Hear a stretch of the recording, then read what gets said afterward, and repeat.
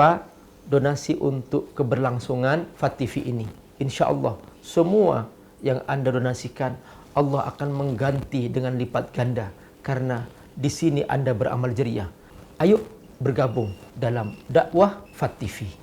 Semoga Allah berkahi. Sekarang kita akan belajar sumber-sumber fikih. Ya, dalam Islam itu apa saja sumber fikih? Maswadirul fiqhil islami. Nah tentu ini para ulama sudah membahas ya secara ringkas, dan kita akan bahas satu persatu secara ringkas juga, yaitu Al-Quran, As-Sunnah, kemudian Al-Ijma', Al-Qiyas. Nah ini yang secara umum memang ada di situ yang masih khilafiyah, seperti al-istihsan, qaulus sahabah dan sebagainya. Nah di sini kita hanya akan bahas kepada yang sudah muttafaq alaihi, yang ulama sepakati, ya, yaitu Al-Quran, As-Sunnah, Al-Ijma', Al-Qiyas. Nah tentu pada kesempatan ini kita hanya akan membahas tentang urgensi Al-Quran sebagai sumber fikih, ya, sumber dalam hukum syariat. Qulna innal fiqhal islami huwa majmu'atul ahkam asy-syar'iyyah. Kita sudah tegaskan bahwa hukum Islam itu adalah merupakan, atau fikih Islam itu adalah merupakan kompilasi, kumpulan dari hukum-hukum syariat allati amarallahu ibadahu biha, yang Allah perintahkan hamba-hambanya untuk melaksanakan itu. Wa hadhil ahkam tarji'u bimajmu'iha ila al-masadir al-arba'ah at-taliyah. Nah tentu hukum-hukum ini bersumber dari 4 sumber, yaitu Al-Quran, As-Sunnah Asy-Syarifah, Al-Ijma', Al-Qiyas. Sekarang kita akan bahas tentang Quran. Apa itu Quran? Al-Quran huwa kalamullah ta'ala, adalah firman Allah subhanahu wa ta'ala.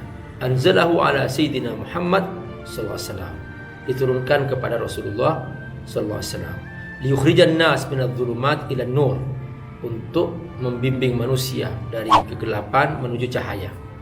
Wa huwal maktub fil suhuf, dia ditulis dalam lembaran-lembaran.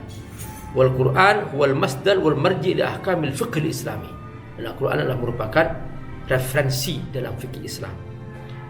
Fa idza aradta mas'alatan, kalau kamu menemukan masalah, raja'na qabla kulli syai' ila kitabillahi azza wajal, maka sebelum segala sesuatunya kita harus kembali kepada Al-Quran. Linabhath an hukmiha fi, untuk membahas tentang hukum-hukumnya. Fa in wajadna fihi al-hukm akhadna bihi, ya kalau kita mendapatkan di dalamnya maka sudah selesai. Walam narji ila ghairihi, sudah cukup, karena itu merupakan puncak. Jadi pertama-tama Quran dulu. Di Quran ketemu, ya sudah aman. Di Quran tidak ketemu, nah baru tahap kedua. Fa idza su'ilna an hukmil khamr, kalau kita ditanya misalnya tentang hukumnya khamr, wal qimar, tentang judi, wa ta'zimil ahjar, menyembah batu, wal istiqsam bil azlam, ya, dan semacam ya dukunnya. Raja'na ila kitabillahi azza wajal, kita cek dalam Al-Quran ada enggak. Ternyata kita menemukan ayat, ya ayyuhalladzina amanu innamal khamru wal maisiru wal ansab wal azlam rijsun min amali syaitan fajtanibuhu la'allakum tuflihun. Surah Al-Maidah al-ayat 90. Wahai orang yang beriman, sesungguhnya khamar, judi, dan kemudian ya menyembelih apa istilahnya, sembelihan untuk patung, itu adalah merupakan perbuatan syaitan. Fajtanibuhu, jauhilah agar kamu selamat.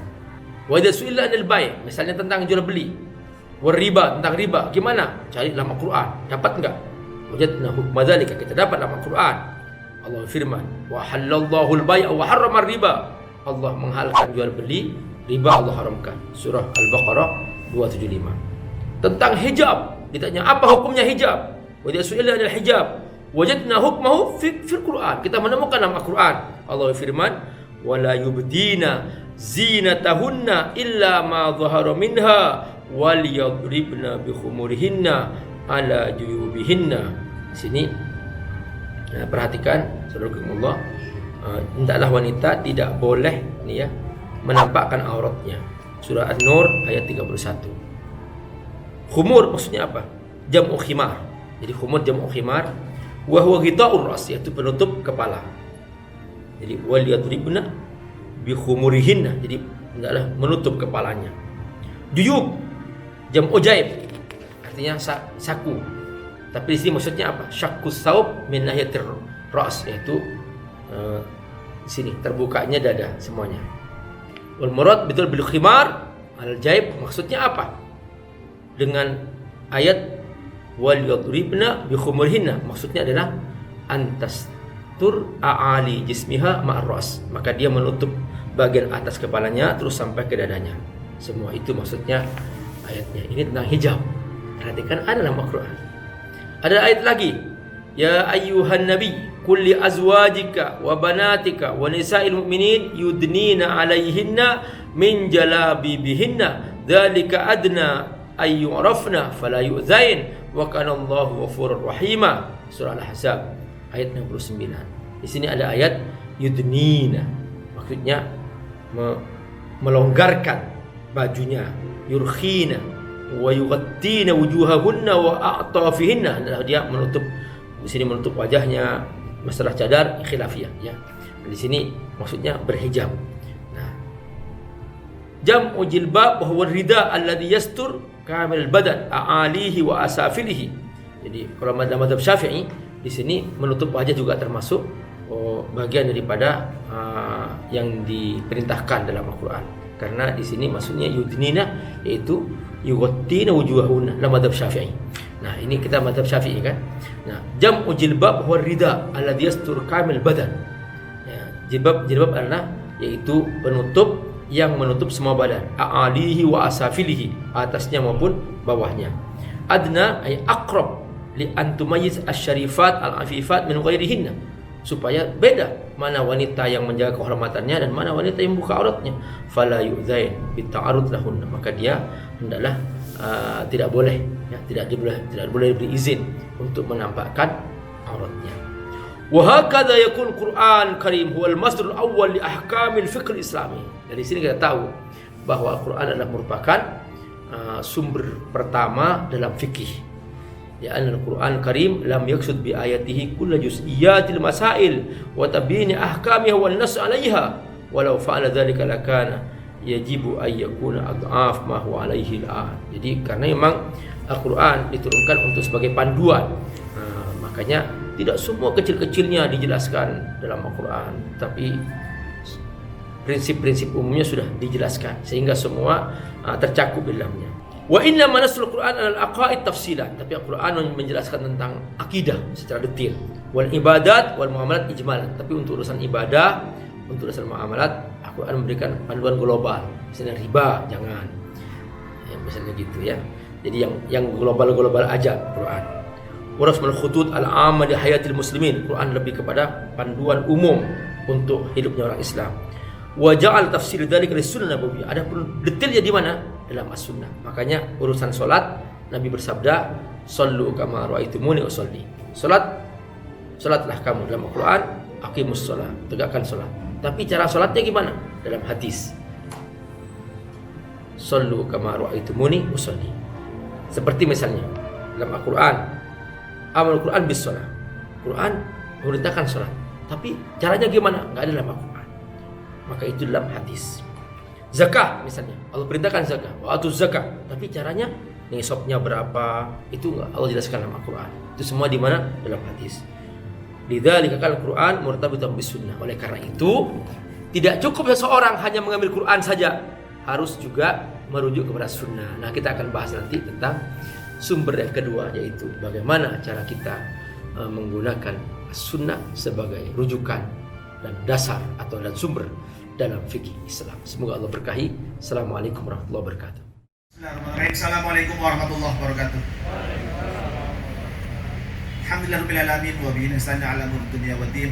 Wassalatu wassalamu ala asyrafil mursalin wa ala alihi wasahbihi ajmain. Yang kami hormati Bapak Yudin, Ketua Pimpinan Aksi Wal Agam, Ustaz Amir Faisal Fat, Ketua Syariah. Bapak Ibu sekalian, tamu undangan yang Allah muliakan pada hari ini, alhamdulillah selamat datang.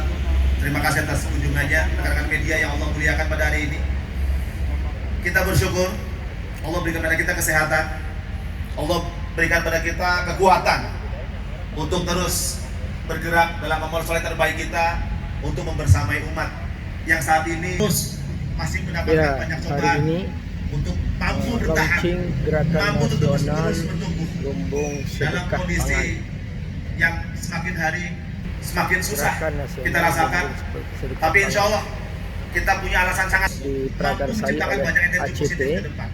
Ya, Tapi sekali Allah muliakan, Insya Allah, ayo teman-teman semuanya saat ini kita mendukung. sudah masuk di pekan pertama Mudah-mudahan bulan Agustus. semuanya bergerak. Pekan depan kita akan bersama-sama Kita nggak tahu apa yang akan terjadi ke depan. Kemarau panjang, pandemi yang belum jelas sampai sekarang. Bangsa ini pernah Jadi merayakan sebuah saatnya kemerdekaan. negeri ini Dan insya Allah saat ini kita sadar mandiri betul. pangan, rakyatnya. Saat itu apa yang semuanya terjadi? kita ada Sekali Allah gerakan muliakan, sedekah pangan. saat perjuangan Untuk dilakukan rakyat oleh para sehingga tidak ada pahlawan, lagi kelaparan. segenap elemen bangsa ini Gerakan keluar dari sedekah rumahnya, yang dimiliki di rumahnya, membawa beras, membawa mie air minum, membawa semua yang mereka miliki, sayur mayur keluar dari semua dari rumahnya, diserahkan kepada para pejuang, dititipkanlah pesan di sana, dititipkanlah harapan-harapan di sana, doa-doa terbaik bangsa ini, semua mengangkat tangan ke langit untuk meminta pada Allah supaya bangsa ini menjadi bangsa merdeka. Dan luar biasa, orang mengatakan dan dengan bambu runcing itu kemudian bangsa ini merdeka. Titipan doa-doa itu yang dititipkan. Tidak hanya sekedar barang yang dititipkan, tidak sekedar beras yang dititipkan, tapi amanah-amanah doa, harapan-harapan umat Islam, semua umat Indonesia itu jadi nyata. Dan saat ini kita sedang dalam semangat momentum untuk bergabung dalam Agustus gerakan nasional kita menang sejarah lumbung kembali. sedekah pangan Hebatnya bersama bangsa ACT. ini telah Semoga Allah membuktikan berkahi. kebersamaan. Lugas Pak itu sudah menjelaskan pada kita 4 potensi bencana.